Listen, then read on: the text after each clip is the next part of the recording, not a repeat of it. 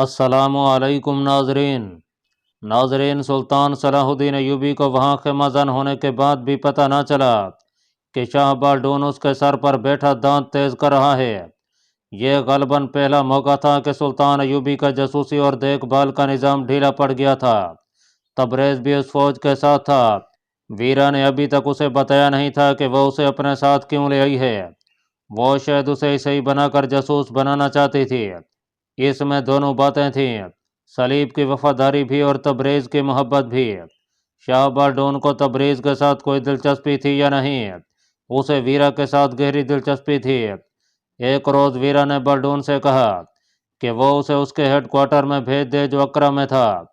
बाल्डून ने उसे रोक लिया था। ये उस जगह की बातें हैं जो हिम्स के करीब थी। एक रोज़ बाल्डून को जासूसों ने इतला दी कि सुल्तान अय्यूबी की फ़ौज तल खालिद को जा रही है।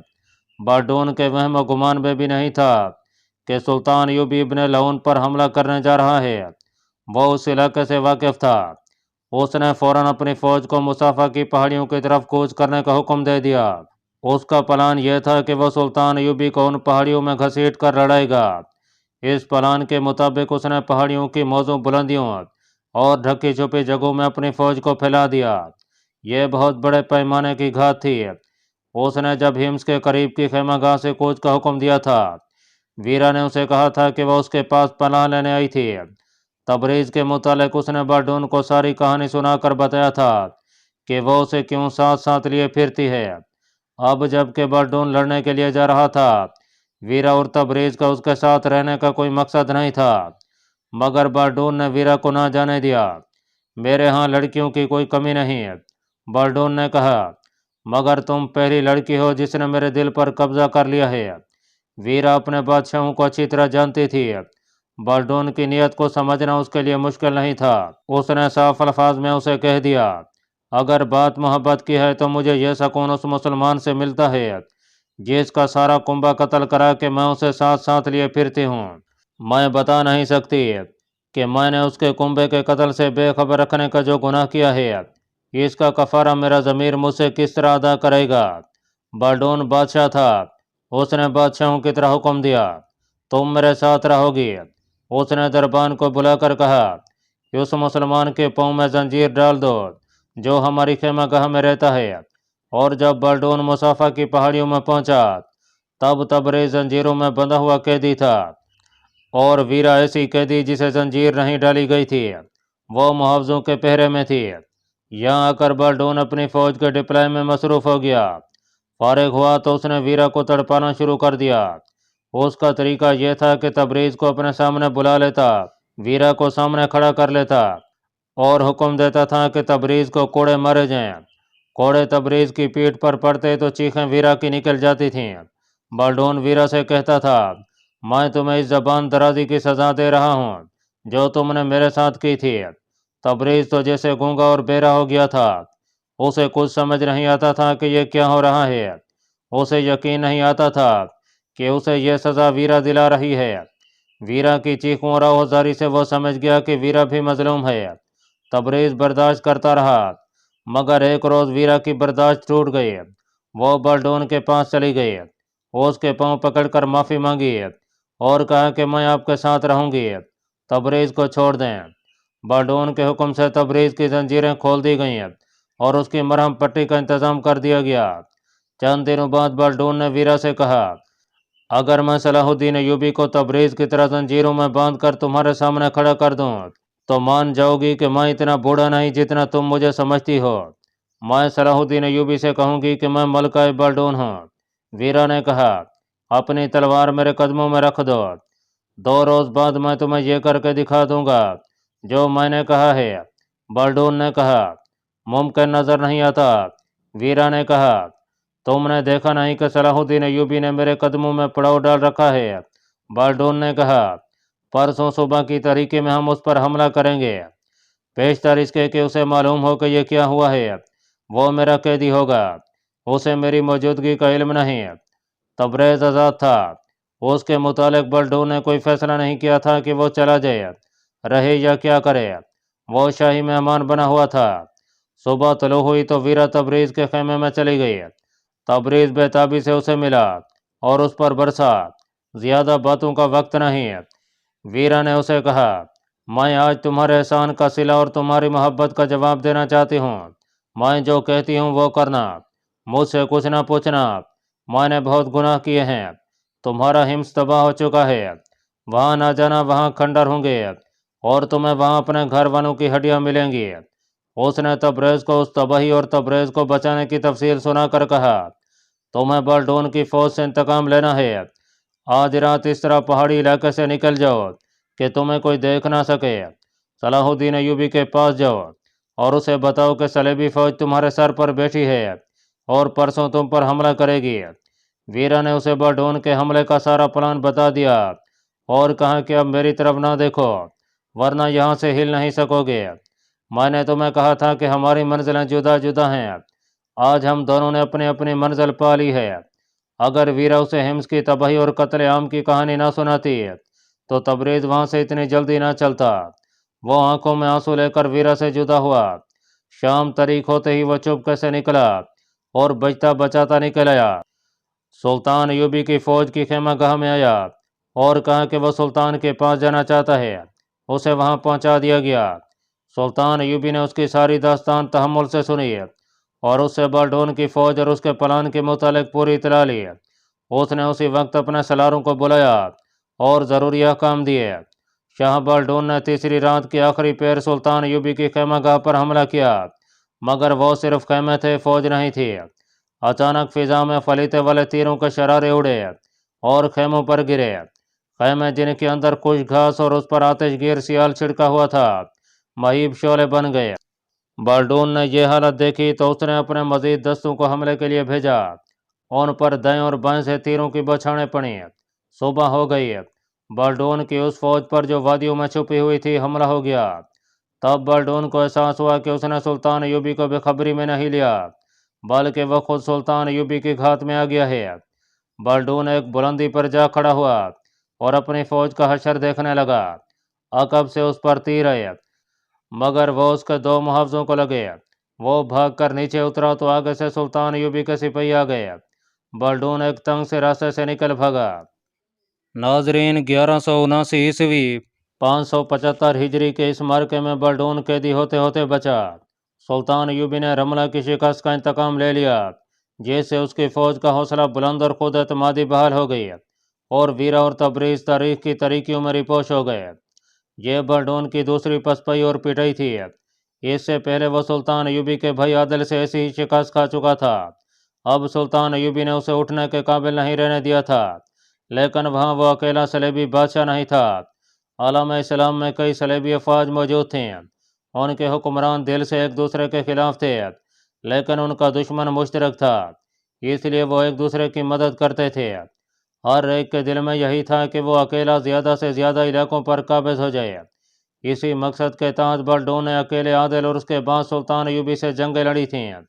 اس کے پاس فوج اور وسائل کی کمی نہیں تھی، اس کا اسلحہ بھی برتر تھا اور اس کے جانور بھی بہتر تھے، لیکن وہ ہار گیا۔ کچھ عرصہ تو اسے بکھری ہوئی فوج اکٹھی کرنے میں لگ گیا۔ اس دوران اسے اطلاع ملی کہ سلطان ایوبی ابن لعون کو بھی شکست دے کر اس کی بادشاہی اور جنگی طاقت کمزور کرایا ہے۔ ابن لعون آرمینی تھا، آرمینی صلیبیوں کے دوست تھے۔ ان کی شکست صلیبیوں کے لیے اچھی خاصی چوٹ تھی۔ اس کے ساتھ ہی اسے اطلاع ملی کہ ابن لعون کی سلطنت تال خالد اور اس کے قلعہ آثار پر حملے میں سلطان ایوبی کی فوج کے ساتھ ملک الصالح کی بھی فوج کے دستے تھے تو وہ بے چین ہو گیا۔ یہ تو اسے اور دوسرے صلیبی حکمرانوں کو پتہ چل چکا تھا کہ سلطان ایوبی نے ملک الصالح کو شکست دے کر اپنا خود مختار امیر بنا لیا ہے، مگر انہیں یہ توقع تھی کہ صالح اس معاہدے پر عمل نہیں کرے گا۔ یہ صالح کی خصلت تھی، وہ بظاہر سلطان ایوبی کے تابع ہو گیا تھا مگر اس نے صلیبیوں کے ساتھ مراسم نہیں توڑے تھے۔ اب بالڈون کو پتہ چلا کہ صالح نے سلطان ایوبی کو فوج دی تھی تو وہ یروشلم چلا گیا جہاں صلیبی بادشاہوں کا ہیڈ کوارٹر بن گیا تھا۔ دوسرا ہیڈ کوارٹر اقرا تھا۔ کیا آپ کو معلوم ہے کہ مسلمان پھر متحد ہو رہے ہیں؟ بالڈون نے صلیبی حکمرانوں اور جرنیلوں کی کانفرنس میں کہا۔ ملک الصالح کو آپ لوگ اپنا اتحادی سمجھتے رہے اور اس نے اپنی فوج صلاح الدین ایوبی کو دے دی تھی۔ ابن لعون کی شکست ہماری شکست ہے، فلیپ اگسٹس نے کہا۔ अगर आप घात में बैठने की बजाय इब्न लऊन की मदद को पहुँचते, सलाहुद्दीन अय्यूबी पर अकब से हमला कर देते तो शिकस्त उसकी होती। जिस तरह आप में से किसी को मालूम ना हो सका कि सलाहुद्दीन अय्यूबी ने पेशकदमी का रुख बदल कर तल खालिद का रुख कर लिया है, इसी तरह मुझे भी मालूम ना हो सका। ये आपके निज़ाम जासूसी की कोताही है। गया फलोजिनान ने कहा, हम बहुत दूर थे। देखभाल और जासूसी का इंतज़ाम आपको करना चाहिए था। आप करीब थे। सुल्तान अय्यूबी की फ़ौज आपके करीब से गुजर गई। आपको पता ना चल सका। आप घात में छुपे रहे। मुझे मालूम नहीं था कि मेरे साथ एक मुसलमान जासूस है। बाल्डून ने कहा, मैं उसे बेज़रर आदमी समझता रहा। वो मेरा कैदी था मगर भाग गया और सुल्तान अय्यूबी को घात की खबर दे दी। लेकिन अब यह सोचना है कि अय्यूबी और साले का मुआहदा और इत्तेहाद किस तरह तोड़ा जाए। क्या आप मुसलमानों की कमजोरियों को भूल गए हैं या उन्हें नज़रअंदाज कर रहे हैं? एक और सलेबी बादशाह ने कहा, उस वक्त मलकुल साले बच्चा था जब हमने उसके मुशीरों, अमीरों और सलारों को तोहफे, तहफ़ और अयाशी का सामान देकर अपने हाथ में ले लिया था। अब वो जवान हो गया है, उसे अब हाथ में लेना ज़्यादा आसान है। अपना हरबा इस्तेमाल करें और मखसूस तोहफा अपने एलची के हमरा भेज दें। अगर आप जंगी कुआ से उसे साथ मिलाने की सोच रहे हैं तो ये ख्याल जहन से निकाल दें। सुल्तान अय्यूबी की फ़ौज इस इलाके में मौजूद है। आदिल भी अपनी फ़ौज के साथ यहीं है। साले के पास अपनी फ़ौज के अलावा हुरान और मूसल की फ़ौज भी है। अगर आपने हलब पर हमला किया तो सुल्तान अय्यूबी तमाम अफवाज की कमान अपने हाथ में ले लेगा। अगर उसने हम पर फतह हासिल ना की तो यह नुकसान ज़रूर होगा कि साले आपके हाथ से हमेशा के लिए निकल जाएगा। हमें फ़लस्तीन का दिफा करना है। हमने अपनी अफवाज को मुख्तलिफ जगहों पर फैला दिया है और देख रहे हैं कि सलाहुद्दीन अय्यूबी का रुख किधर है और उसके अज़ाइम क्या हैं। इन हालात में हम आपकी मदद नहीं कर सकेंगे। आप अपने तौर पर साले को हाथ में ले लें। नाजरीन, 1180 ईस्वी में वाली मूसल सैफुद्दीन गाजी मर गया। उसकी जगह इज़्ज़ुद्दीन मसूद ने अमारा संभाल ली। इसी साल सुल्तान सलाहुद्दीन अय्यूबी का भाई शम्सुद्दौला तौरान शाह सिकंदरिया में फौत हो गया। सुल्तान अय्यूबी मिस्र चला गया। वहाँ के हालात फिर बिगड़ने लगे थे। वो अपनी फ़ौज अपने भाई आदिल की ज़ेर कमान पीछे छोड़ गया था। 1181 ईस्वी का साल आ गया। बाल्डून ने अपनी फ़ौज की कमी पूरी कर ली थी। उसे ट्रेनिंग भी दे ली थी। उसने अपनी फ़ौज को सुल्तान अय्यूबी की चालों के मुताबिक जंगी मशकें भी कराई थीं। वो अगली जंग के लिए तैयार था, लेकिन मालिकुल साले को वो अपने हाथ में लेना चाहता था। साले अब बच्चा नहीं था, जवान था। सल्तनत के कारोबार को वो समझने लगा था। उसकी कमज़ोरी उसके मुशीर और सलार थे, जो दरपर्दा सलेबियों के हामी थे। जैसा कि बताया जा चुका है कि उसने सुल्तान अय्यूबी के साथ सुलह कर ली थी, मगर उसके दिमाग से अभी बादशाही का ख्वाब निकला नहीं था। वो खुद मुख्तार हुक्मरान बनने के ख्वाब देख रहा था। एक रोज़ उसे इतला मिली कि सलेबी बादशाह बल्डून का एलची आया है। उसने फ़ौरन उसे अंदर लाने की इजाज़त दे दी। ये एलची ज़हनी तखरीबकारी का माहिर और इंसानी नफ्सियात की कमज़ोरियों से वाकिफ़ था। उसने मलिकुल साले को बताया कि वो कुछ तोहफे भी लाया है। तोहफों में एक तो बेशकीमत हीरों और जवाहरात और सोने के सिक्कों का बक्सा, 2 तलवारें थीं, 50 आला नस्ल के घोड़े थे और एक लड़की थी। साले ने बाहर जाकर घोड़े देखे, हीरे और जवाहरात देखे, लेकिन जिस तोहफे पर उसकी नज़रें जम कर रह गईं वो लड़की थी। एलची ने पैगाम खोलकर उसके आगे रखा। उसने पैगाम पढ़ा। बाल्डून ने लिखा था, अजीज़ मलकुल साले वाली हलब, मैं एलची और तोहफों की बजाय अपनी फ़ौज भेज सकता था, लेकिन मैं आपके खिलाफ हथियार उठाने की ज़रूरत महसूस नहीं करता। आप मेरे दोस्त और मेरे बच्चे हैं।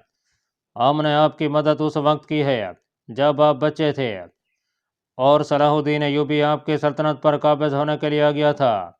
हमें अफसोस है कि गुमुश्तगीन और सैफुद्दीन ने आपको दोस्ती के धोखे में रखा। हम भी इस धोखे को ना समझ सके। अगर आप अकेले होते तो आपकी फ़ौज कभी शिकस्त न खाती। आपने देख लिया है कि गुमुश्तगीन किस कदर फरेबकार था। आपको उसे सजाए मौत देनी पड़ी। सैफुद्दीन ने भी आपको हमेशा धोखे में रखा। वो हलब पर कब्जा करना चाहता था। ये हम थे जिन्होंने उसे इन अज़ाम से बाज रखा। आपने आखिर सलाहुद्दीन अय्यूबी से शिकस्त खाई, जिसने आपको उसकी इताअत कबूल करने पर मजबूर किया। आप इतने मजबूर हुए कि उसे आपने इब्न लऊन पर हमला करने के लिए फ़ौज दे दी। मैं अच्छी तरह जानता हूँ कि आप जैसा गयूर जंगजू अपनी ये तौहीन बर्दाश्त नहीं कर सकता, मगर आप तनहा थे। میں خود جنگ و جدل میں الجھا رہا ورنہ آپ کی مدد کو پہنچتا۔